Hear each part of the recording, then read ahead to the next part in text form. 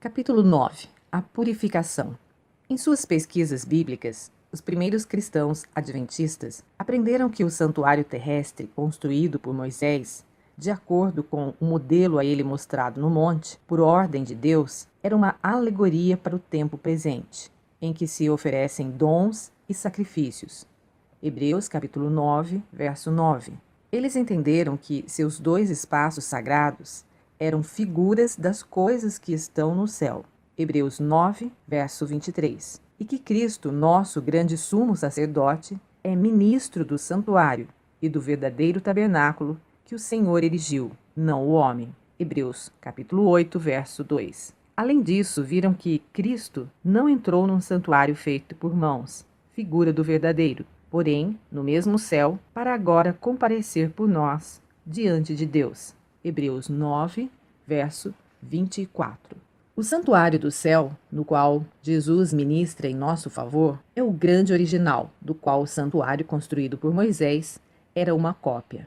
A exemplo do santuário terrestre, que tinha 2 compartimentos, o Santo e o Santíssimo, existem 2 lugares sagrados no santuário celestial. A arca contendo a lei de Deus, o altar de incenso e outros utensílios que estavam no santuário terrestre também têm sua parte correspondente no santuário celestial. Em visão, foi permitido ao apóstolo João entrar no céu, e lá ele contemplou o castiçal e o altar de incenso.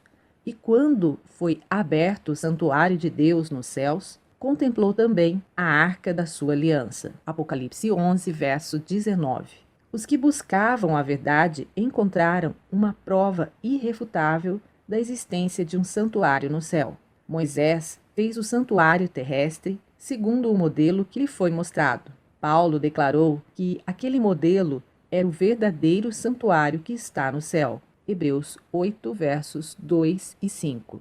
E João testificou de que o viu lá. Em 1844, com o fim dos 2.300 dias proféticos, já fazia séculos que o santuário terrestre não existia mais. Portanto, o santuário celestial era o único que poderia ter sido mencionado na declaração até 2.300 tardes e manhãs, e o santuário será purificado. Daniel 8, verso 14. Entretanto, por que o santuário celestial precisava de purificação? Retornando às Escrituras, os estudiosos das profecias aprenderam que a purificação não era uma remoção de impurezas físicas, pois devia ser realizada com sangue e, portanto, tinha que ser uma purificação do pecado. Assim disse o apóstolo. Era necessário, portanto, que as figuras das coisas que se acham nos céus se purificassem com tais sacrifícios, o sangue de animais, mas as próprias coisas celestiais com sacrifícios a eles superiores, o precioso sangue de Cristo. Hebreus 9, verso 23. A fim de obter mais conhecimento da purificação apontada pela profecia, era necessário entender o ministério do santuário celestial. Isso poderia ser aprendido somente pelo ministério do santuário terrestre, visto que Paulo declarou que os sacerdotes que nele oficiavam serviam em figura e sombra das coisas celestes. Hebreus 8, verso 5. A purificação do santuário. Assim como na antiguidade, os pecados do povo eram transferidos simbolicamente para o santuário terrestre por meio do sangue da oferta pelo pecado, também nossos pecados são, de fato, transferidos para o santuário celestial, mediante o sangue de Cristo. A purificação tipológica do santuário terrestre era efetuada por meio da remoção dos pecados que o haviam contaminado. Da mesma forma, a real purificação do santuário celestial deve ser realizada pela remoção ou apagamento dos pecados que ali estão registrados. Isso requer um exame dos livros de registro para determinar quem, pelo arrependimento dos pecados e fé em Cristo, tem direito aos benefícios de sua expiação. Portanto, a purificação do santuário envolve uma obra de juízo investigativo. Essa obra é efetuada antes da vinda de Cristo, para resgatar seu povo, pois, quando vier, sua recompensa estará com ele para dar a cada um segundo as suas obras. Apocalipse 22, verso 12.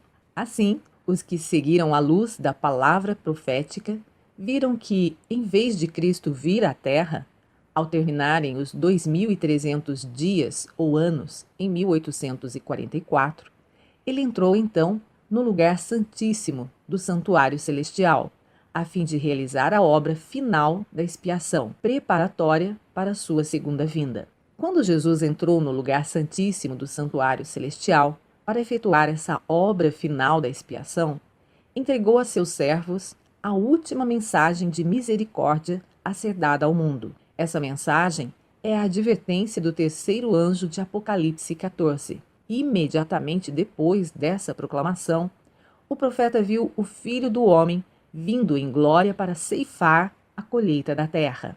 Apocalipse 14, versos 14 até 20. Uma solene mensagem. A mais terrível advertência já feita aos seres humanos mortais está contida na terceira mensagem angélica. Deve ser um pecado terrível o que atrai a ira de Deus sem mistura de misericórdia. As pessoas não deverão ser deixadas na escuridão quanto a esse importante assunto. O alerta contra esse pecado deve ser dado ao mundo antes da visitação dos juízos de Deus, para que todos possam saber por que esses juízos são infligidos e têm oportunidade de escapar. No desfecho dessa grande controvérsia, duas classes distintas e opostas se desenvolverão. Uma classe adora a besta e a sua imagem e recebe a sua marca, e assim atrai sobre si mesma os terríveis juízos anunciados pelo terceiro anjo. A outra classe, em evidente contraste com o mundo, guarda os mandamentos de Deus e a fé de Jesus. Apocalipse 14, versos 9 e 12.